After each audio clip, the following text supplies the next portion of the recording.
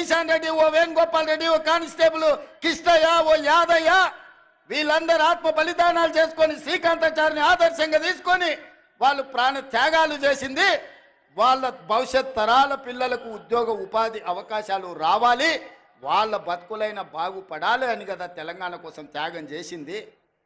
లేకపోతే 1200 మంది ఆత్మ బలిదానాలు చేసుకున్నది మీ కుటుంబంలో 4 ముఖ్యమంత్రులని, 2 మంత్రులను, లేకపోతే రాజ్యసభ సభ్యులను, ఎమ్మెల్సీలను చేయడానికి పిల్లలందరూ ప్రాణత్యాగం చేసిండ్రా? మీ 4 కోసం మీ పిల్లలు త్యాగం చేసిరా? 4 కోట్ల తెలంగాణ ప్రజల కోసం ప్రాణత్యాగం చేసిండ్రా? నువ్వు ఒక్కసారి ఆత్మ పరిశీలన చేసుకోండి చంద్రశేఖరరావు గారు.